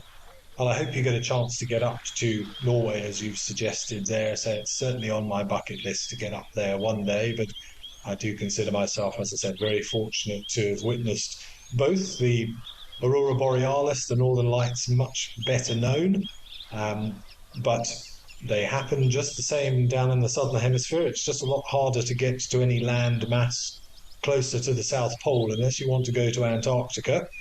New Zealand and Australia is about as far south as you can get without taking a pretty big expedition. The benefits of the Northern Hemisphere, there's a lot more land mass closer to the North Pole, with Norway is the north of Canada, north of Russia, Siberia, and then you can actually get underneath the aurora, and that's when you see those dancing lines across the night sky with the naked eye.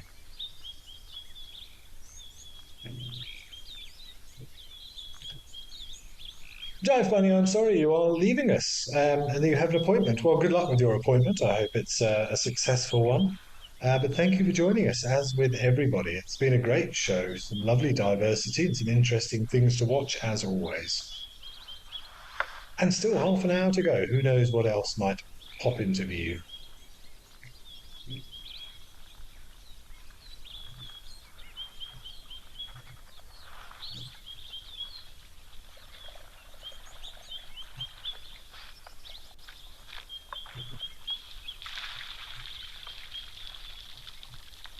If there are any other aurora chasers amongst you, do get in contact. Let us know where you've seen it, what your experiences were. It is a truly spectacular sight.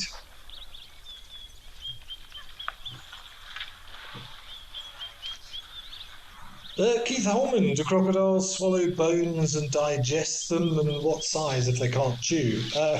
Again, Keith, it's a bit of a how long is a piece of string question. Jeez, look at these two Ellies go at it. I'm sure they swallow bone fragments, but they will crack the bones with their incredibly strong bite force. And they will eat bone, certainly. If you've ever seen crocodile scat, I assume it would be called. It comes out as this sort of pasty, whitish green, very similar to that of a greenish colour, lime green almost. And then, rather like hyena scat, it will then whiten as it dries out in the sun and all that calcium becomes evident. So they've got that incredibly strong stomach acid, which can easily digest bone. In terms of the size of solid bone, that I couldn't tell you, unfortunately, but I've never seen them defecate out pieces of bone. So it's normally this pasty substance that comes out from the cloaca. And not something I've seen very often. Only a few times in my career have I seen or could confidently state that what I was looking at was crocodile scat.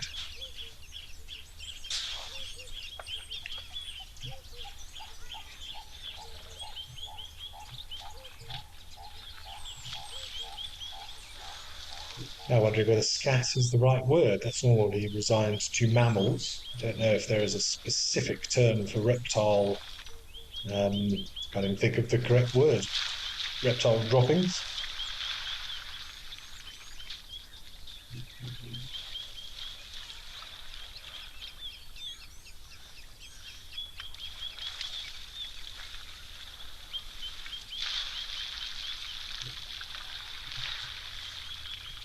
But these bulls have been quite feisty today, possibly brought on by the cloudier, cool weather. Not a problem to expend, some more energy without fear of overheating today.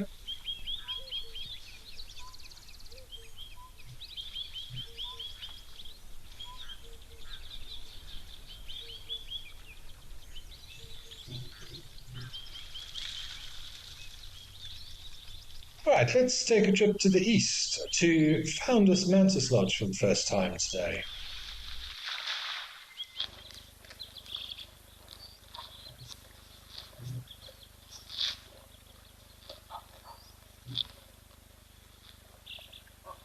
Oh wow, and a giraffe having a drink. Don't see that at Founders very often. Although I do only see 3 Egyptian goose goslings, or chicks. We only saw 3 yesterday. We definitely had 4 a couple of days ago. The fact that we're only seeing 3 again leads me to think that maybe, unfortunately, one of our little goslings has been lost. Shame. I hope our blacksmith lapwing chicks are also safe and well. I saw one scuttling across yesterday. Maybe we can also check in on them, but shame, I don't know what happened to the other chick here. Possibly a bird, possibly a monitor lizard, a snake. Who knows?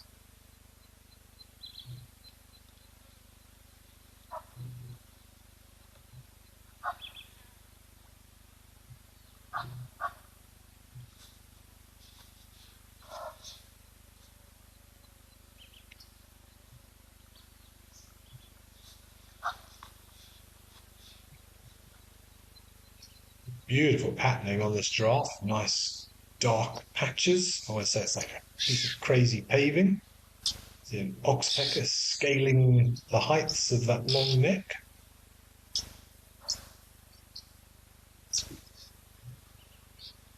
And you can hear that very characteristic, almost like crackle of electricity at the call of an oxpecker. The first bird call you learn as a guide, particularly for a walking guide.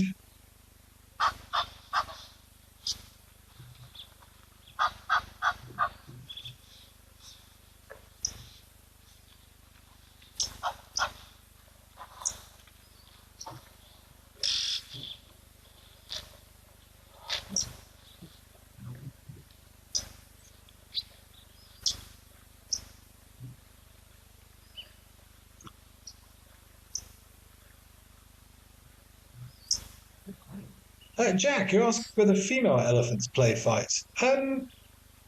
Question, Jack. I don't know if I've ever witnessed it. I don't see why they wouldn't, but it's often more of a brought about by the rising testosterone levels in young males that cause them to get a little bit feisty with one another. And so it's nature's practice arena for what they're going to have to do for breeding rights when they get a little bit older. I don't recall ever watching female elephants play fight like that, so never say never, but I don't think it's often documented, put it that way. If anyone has seen it, let us know, but not something that I've ever witnessed. They're a little bit more passive, I think.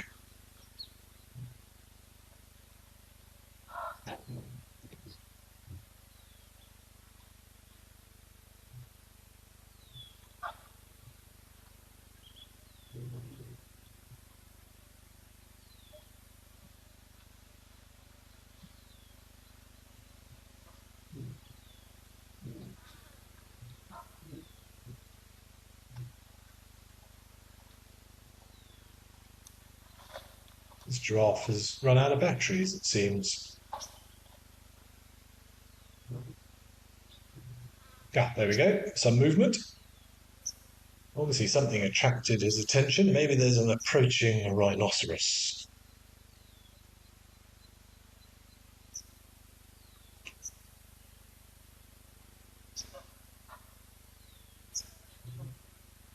Definitely seen something to draw his attention. Typical giraffe behavior if they see movement or something they're not quite sure of, just staring intently in the direction of whatever it is.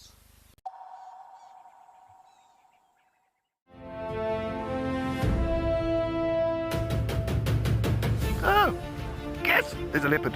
I've got a leopard here. My name is Cedric, and behind the camera with me we've got Muscles and Paul. Well, it is Feline Friday.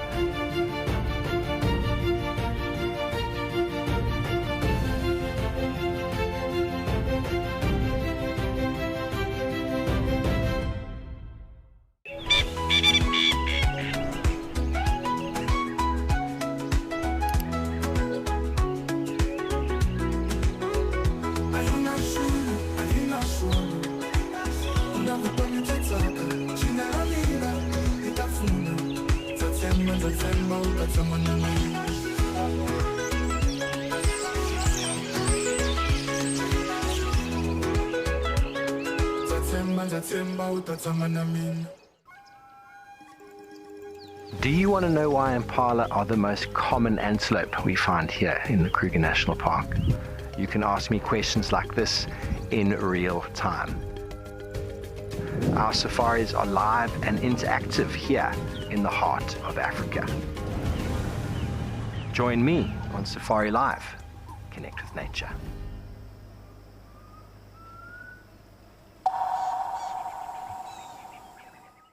Ah, the bush, full of beauty, wonder, and absolute chaos. And now, all that madness has its own show. It's called a Wild Bush Week. The countdown of the most outrageous, heart-stopping, and sometimes downright ridiculous wildlife moments of the week. Lions throwing their weight around. Hyenas gate-crashing the buffet. Leopards doing, well, leopardy things.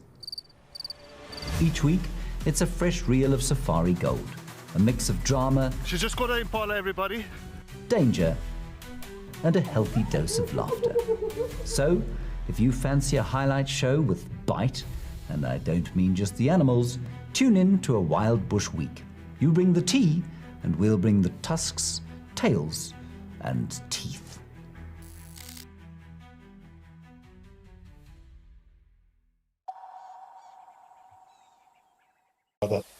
That physical closeness seems to trump discomfort and heat.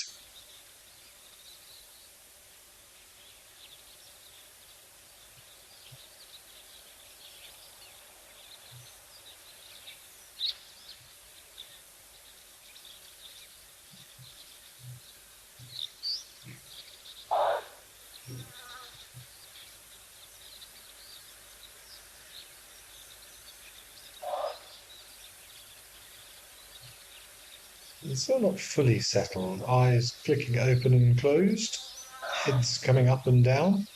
Maybe watching those marabou storks if they are still wading through the waters.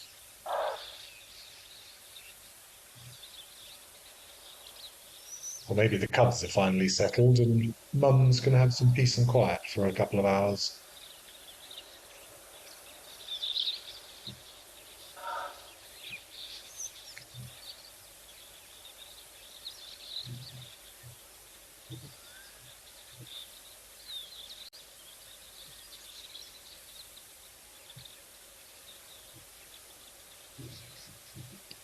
Yeah, everybody taking the opportunity to have a little bit of a slumber.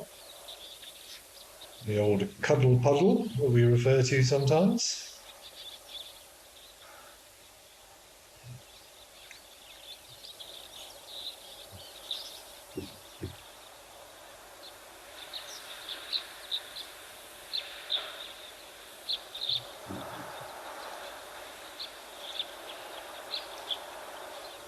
Really interesting question. Do lion cubs have textured paws? Well, I've never had the opportunity to investigate one close up. Mums generally don't allow that. But I'm guessing they're very similar to cats and dogs' paws. They will have very fine little striations and little cracks on them to help with grip. They'll also, of course, sweat through their paws, which helps get rid of the body temperature or control the body temperature, but will also aid in grip when walking over surfaces. Hello, little one, do you have patterned paws? So I would think so, Nelly. They certainly won't be perfectly smooth, but I'm sure as they get older, and just like with us, the more you walk around on barefoot, the thicker your skin gets, I'm sure it will, the surface of those pores will get greater and harder and better equipped to deal with this rough substrate that they have to survive on. But haven't you got the most pretty face ever?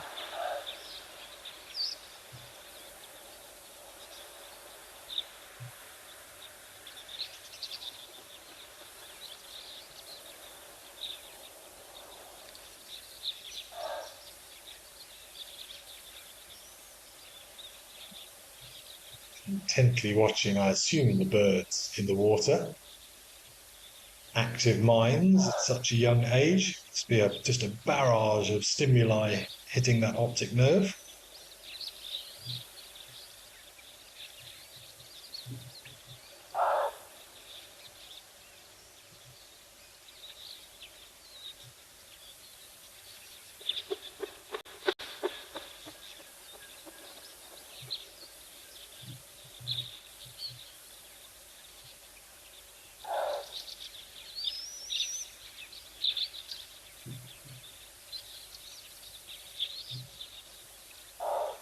Think of those little brains absorbing all of this information, understanding this new world that they have been thrust into.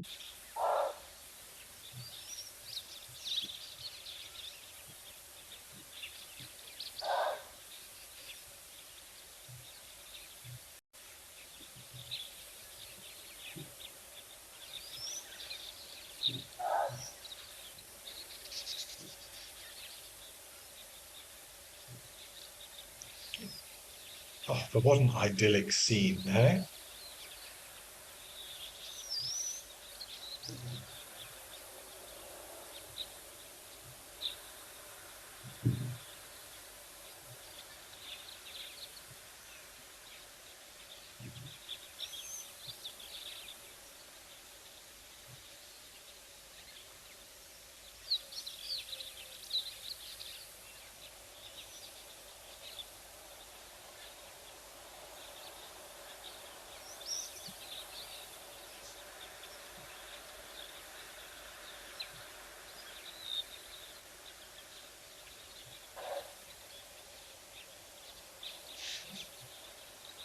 Ooh, eyes are getting a little bit heavy. Droopy eyelids. Yeah, I thought so.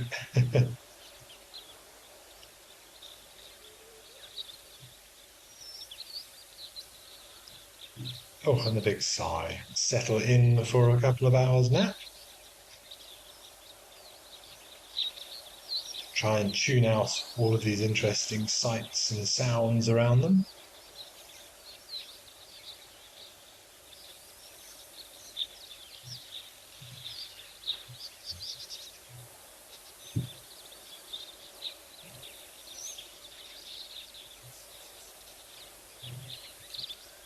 Catherine, you're saying beautiful close-up.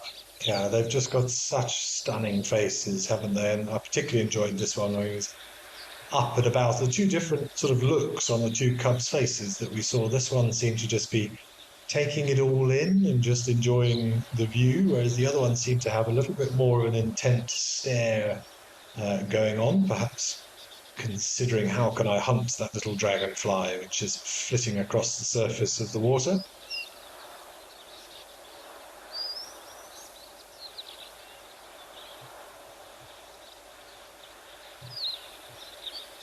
It's lovely to see the spot pattern, very evident on the younger individuals. They will fade over time, but they'll still be there. You can still see those spots on adults, just nowhere near as prominent as they grow older.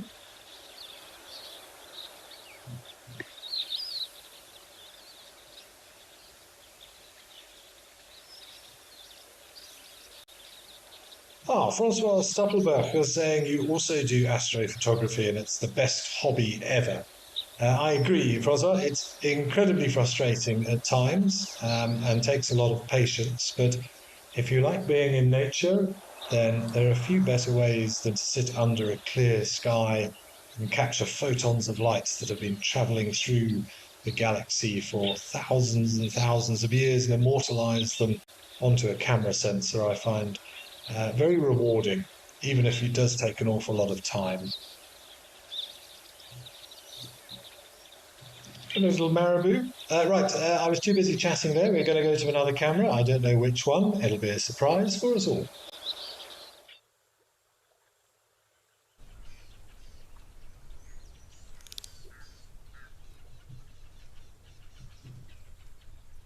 We're going to the hide, catch up with our yellow baboons, I assume, and a multitude of blacksmith lapwings. I don't know what the collective noun is, or if there is one for lapwings. If you've got any suggestions, send them in.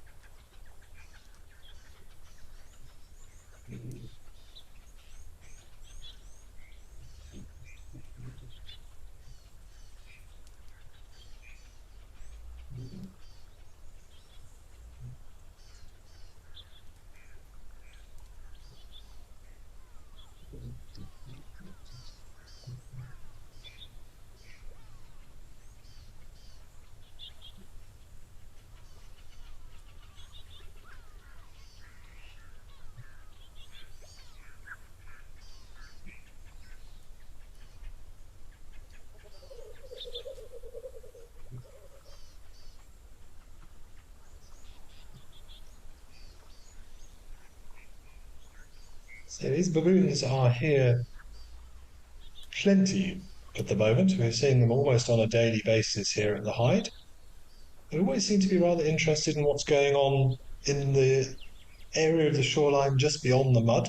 So just wondering if there's frogs or insects or minerals or salts that they seem to be lacking up.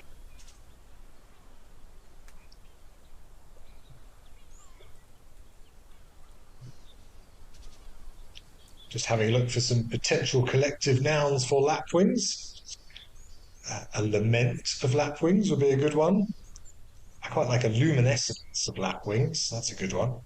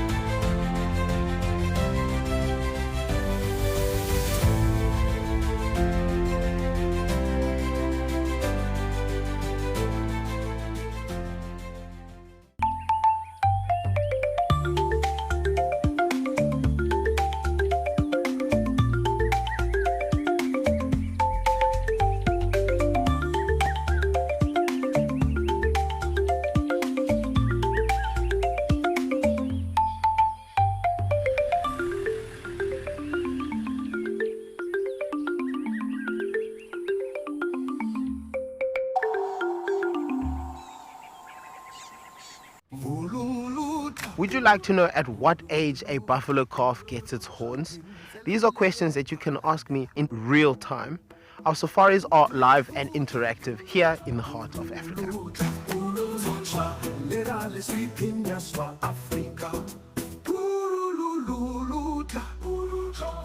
Join me on Safari Live and connect with nature.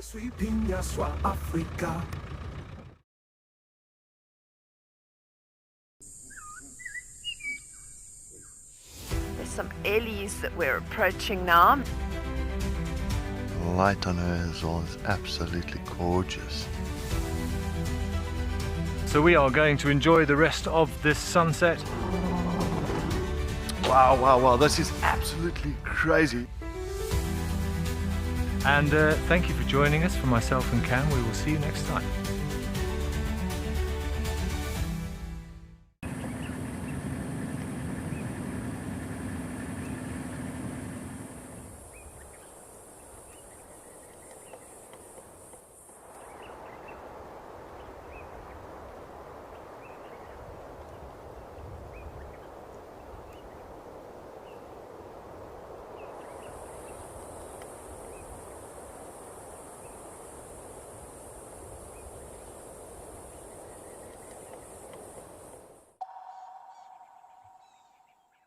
scrape in the soil, but their eggs are just hidden from plain sight. But I've no doubt they do occasionally get trodden on, and those things that are seeking them out by smell may well be able to find them. This warthog having a good scratch in the mud. Time for your exfoliation.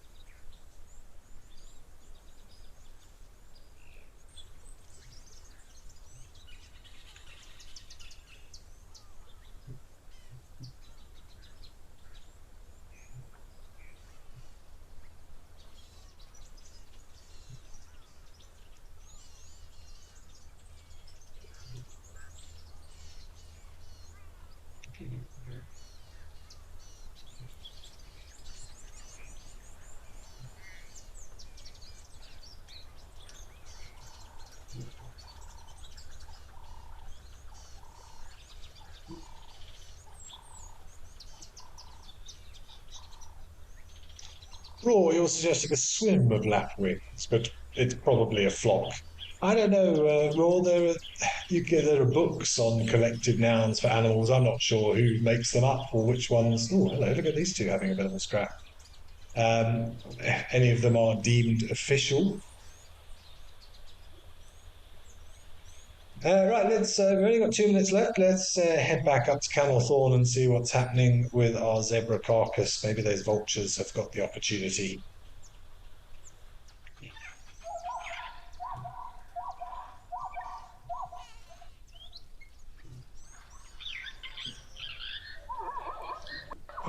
Congregation of things now. All the elephants clustered over the pipe.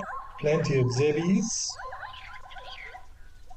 Still a few vultures hanging around by the carcass there. Interesting, the elephants are choosing to drink so close to it. That's surprising. I thought they would be, let's say, more respectful, but perhaps be avoiding that body of water, the danger of toxins and things seeping into the water.